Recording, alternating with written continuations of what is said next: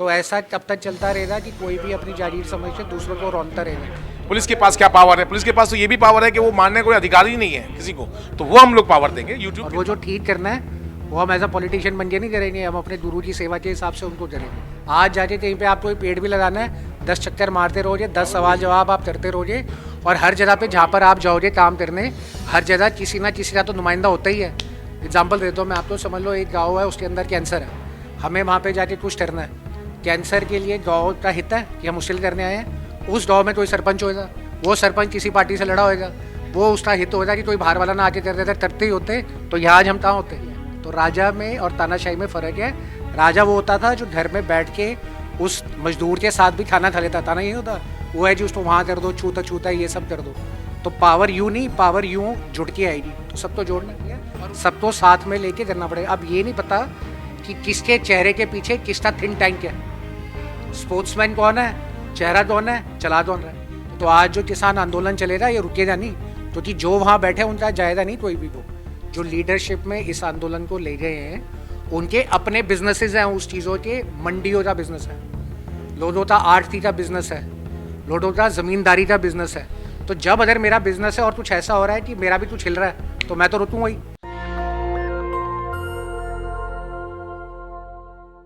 नमस्कार, मैं जसीम उल हक, आप देख रहे हैं नेशनल दस्तक। अभी इस वक्त हम प्रेस क्लब में हैं। यहाँ पे सरदार इंदरप्रीत जी हमारे साथ हैं, जिन्होंने एक नई पार्टी लॉन्च की है आज, नेशनल लोक कल्याण पार्टी के नाम से। सरदार जी, सबसे पहले तो आपको बहुत शुभकामनाएं नई पार्टी के लिए। Thank you. और ये बताइए कि इसकी ज़रूरत क्यों पड़ी? देखिए कि बड़े सारे ऐसे मसले हैं जो समाज के हैं बट सामने आ नहीं पाते, और उनको गुमराह करके अपने पर्सनल बेनिफिट्स के लिए और पॉलिटिकल बेनिफिट के लिए लोग घुमा देते हैं।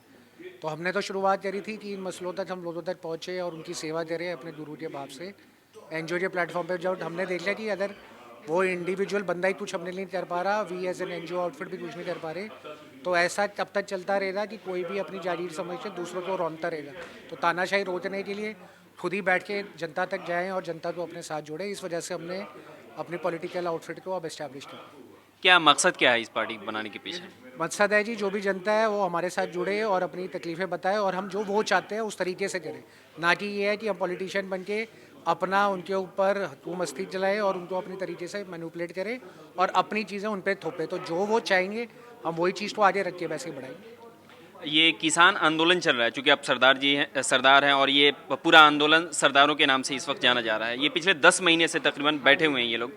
इस पूरे आंदोलन को आप कैसे देख रहे हैं, और ये जो कृषि कानून है काला, उसके बारे में आप क्या सोचते हैं?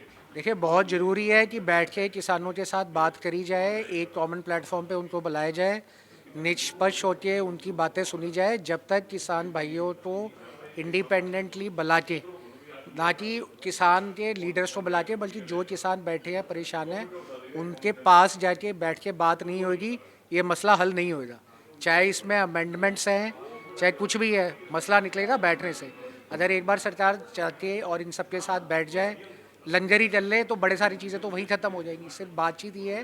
बाजी वही तो नहीं हो रहा है। वो प्राइम मिनिस्टर बोल रहे हैं सिर्फ एक फ़ोन की कॉल की दूरी पर हैं। नहीं, पर उसमें देखिए चक्कर ये है कि क्योंकि न्यूट्रल प्लेटफॉर्म के थ्रू बातें नहीं जा रही हैं, बड़े सारे लोग ऐसे मुद्दे उठा रहे हैं जिनमें उनका सेल्फ इंटरेस्ट है। अब सेल्फ इंटरेस्ट में अगर मैं वहाँ पे ज़मींदार हूँ, मैं अनाज का काम करता हूँ, अनाज मंडी है, मैं आढ़ती हूँ, मैं फाइनेंसर हूँ, मैं ये सब हूँ, तो फिर मेरा सेल्फ इंटरेस्ट को बचाने के लिए मैं बात को किसी भी तरीके से घुमा सकता हूँ। बट अगर मेरा कुछ वहाँ बिजनेस ही नहीं है, कोई लेना नहीं कोई देना नहीं, तो मैं बात सुन के वो बात दूसरियों के सामने रख सकता हूँ। बस हमारे साथ खान साहब भी हैं इस पार्टी में साथ में। खान साहब, सबसे पहले ये हमें बताएं आप कि इस वक्त अभी मुसलमानों के पास सबसे बड़ी चुनौती है, चूँकि आप खुद एक मुस्लिम हैं, उसी सेक्ट से आते हैं, सबसे बड़ी चुनौती है मॉब लिंचिंग का। उसके बारे में क्या सोचते हैं? मैंने कहा ना आपसे अभी, जो मैं इंडियन कॉन्स्टिट्यूशन की बात कर रहा था, आईपीसी की बात कर रहा था, कि लोगों को ये नॉलेज ही नहीं है आईपीसी के बारे में कि पुलिस के पास क्या पावर होनी चाहिए, पब्लिक के पास। तो ये तो हमको पब्लिक को देना है, तभी तो बम लिंचिंग हो या कोई भी चीज़ सब तभी रुकेगी जब हम आईपीसी, इंडियन पेनल कोड में क्या चीज़ है क्या चीज़ नहीं है, कॉन्स्टिट्यूशन में क्या चीज़ है, तो उसको रोकने के लिए हमको ज्ञान प्राप्त देना है। जिन लोगों को नॉलेज नहीं है हम लोग नॉलेज देंगे, तभी रुक पाएगा ये।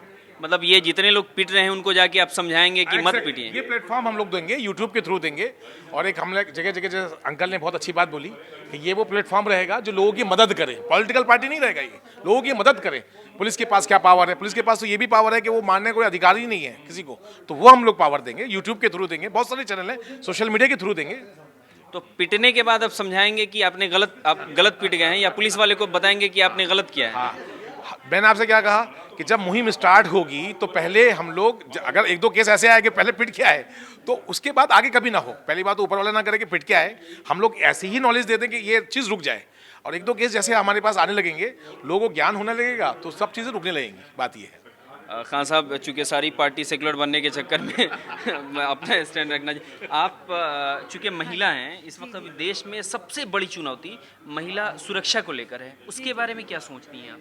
ये बहुत ही इम्पॉर्टेंट चीज़ है, क्योंकि चाहे लड़की चाहे शादी से पहले हो चाहे शादी के बाद हो, चाहे वो एक मदर बन जाए चाहे वो एक बेटी हो, आजकल महिला हर जगह उसको प्रोटेक्शन की बहुत ज़रूरत है। तो हमारी एनजीओ ने एक ये टीम भी बनाई है जो प्लेटफॉर्म है हमारा, उसमें हम क्या करेंगे कि जितनी भी महिलाएं हैं उनकी चाहे फैमिली रिलेटेड प्रॉब्लम हो चाहे पर्सनल इशू की प्रॉब्लम हो, वो सारे प्लेटफॉर्म में हमारे यूट्यूब चैनल में देंगी। अगर फिर हम उनकी मदद करेंगे कि किस उनकी जो भी प्रॉब्लम होगी, हमारी टीम उनको कोऑर्डिनेट करके उनकी मदद करेगी रिलेटेड टू चाहे कोई भी इशू होगा। क्योंकि हमारे खुद की अपनी लॉ फर्म है, हमारी खुद की अपनी हेल्थ की टीम भी है, एजुकेशन की भी है।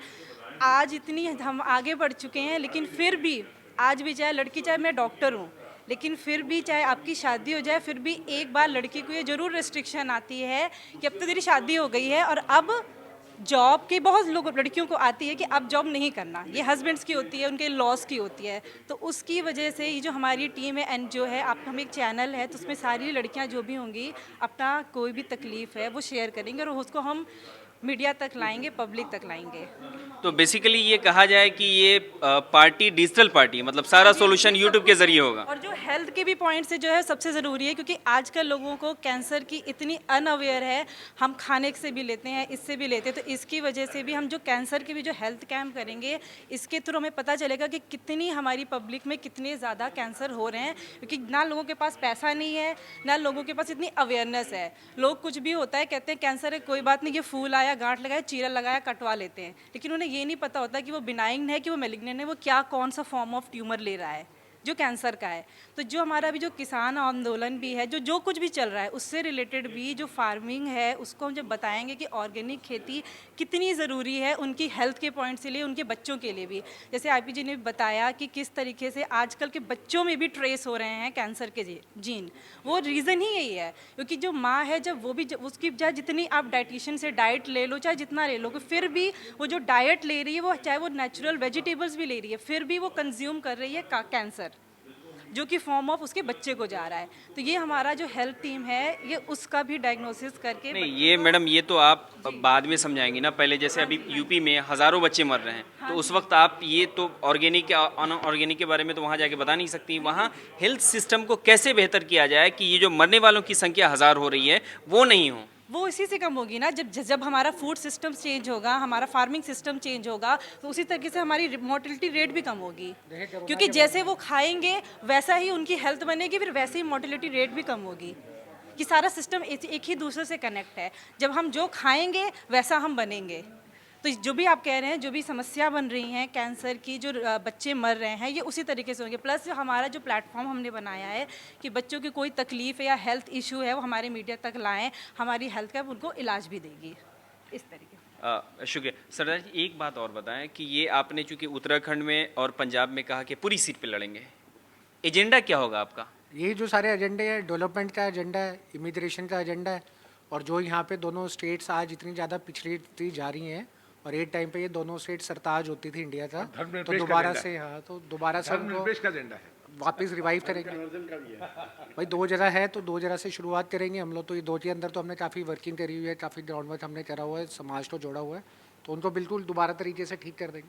और वो जो ठीक करना है वो हम एज अ पॉलिटिशियन बन के नहीं करेंगे, हम अपने गुरु की सेवा के हिसाब से उनको करेंगे। तो जो भी कम्युनिटी ठीक होएगी तो ठीक हो जाएगा। सरदार तो वैसे भी लंगर के लिए दुनिया भर के लिए मशहूर है। जब सब बंद हो जाता है तो सरदारों का दिल और सरदारों का भंडारा खुल जाता है। तो हम उसी मुहिम से एक एक घर को जोड़ेंगे भैया, एक दूसरे के साथ रहोगे, कम्युनिटी को बिल्ड करोगे। तुम्हें किसी लीडर की जरूरत नहीं है, तुम्हें एक साथ होने की जरूरत है। ये उनको बताना पड़ेगा ना कि कोई आके कुछ नहीं कर देगा जादू। तो जो कर रहे हैं जादू तो इतने ये सालों सब से काम कर तो सरदार जी बिना पॉलिटिकल पार्टी बनाए भी कर हो सकते नहीं थे आप। सकता। काम अगर हो रहा होता तो हमें जरूरत ही क्या होती। जब तक हम कर रहे थे तो हम खुद ही नहीं करवा पा रहे थे। आज जाके कहीं पे आपको पेड़ भी लगाना है, 10 चक्कर मारते रहोगे, 10 सवाल जवाब आप करते रहोगे।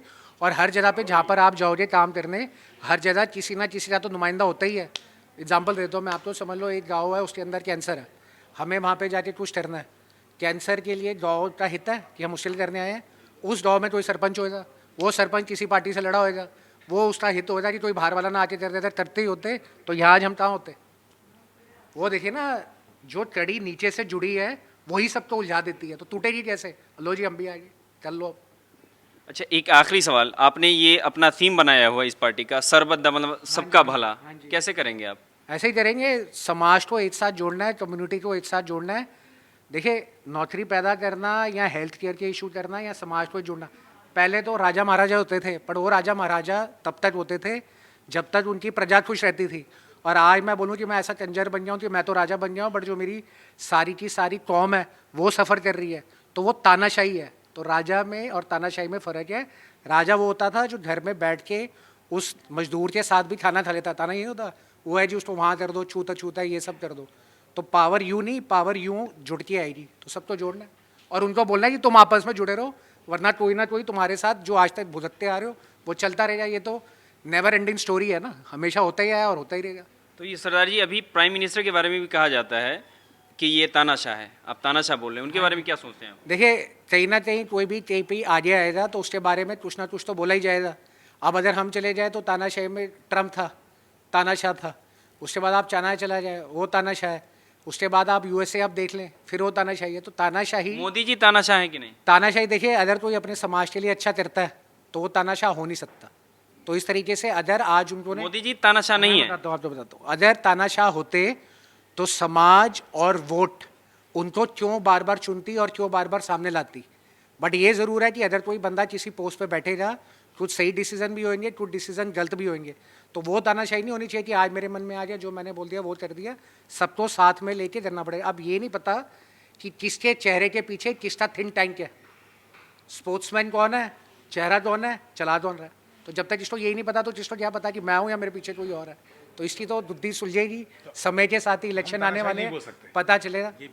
तो ये जो अड़े हुए हैं इस कानून को लेकर, मतलब सही फैसला है नहीं नहीं, उनका? बिल्कुल मैं कह रहा हूँ इसके लिए। देखिए, अड़े हुए कानून को लेने का अगर हटाना है तो उसके लिए एक ही तरीका है कि जो लोग बैठे हैं उनको साथ में बैठ के उनकी बात सुनी जाए और फिर अकॉर्डिंगली उसके अंदर चेंजेस लाए जाए।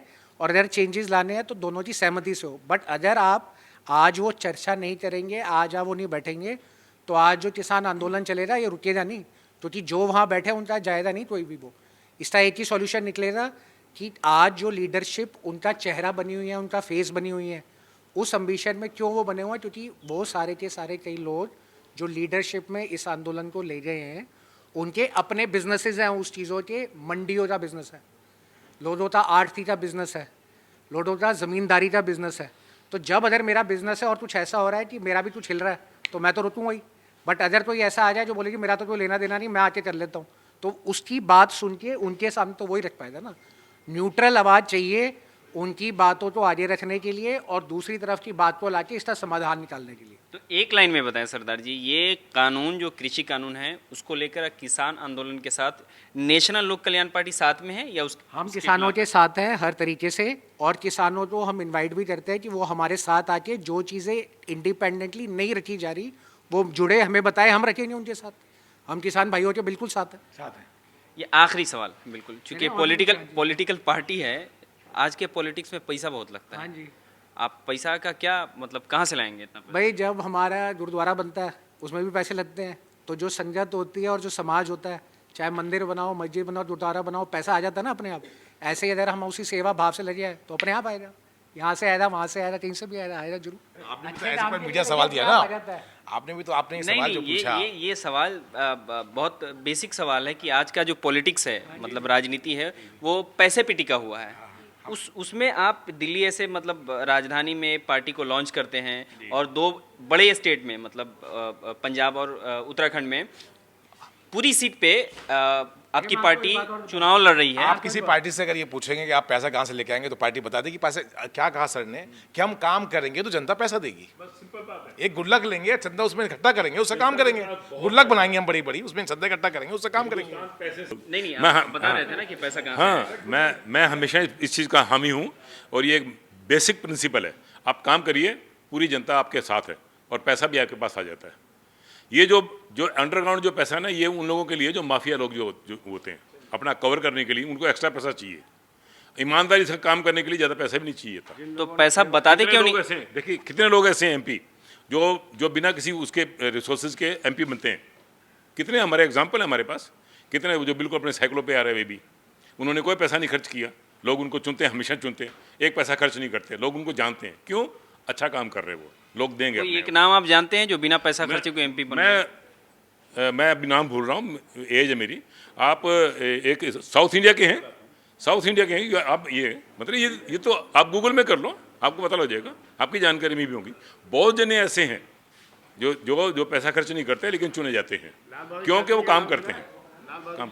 अभी की बात कर रहा हूँ सर, ये अभी की सियासत, वो शास्त्री जी की सियासत नहीं हो रही है। जो खुद पैसा लगाएंगे और अपना काम करेंगे, पार्टी को पैसा लगाने की कोई जरूरत नहीं है।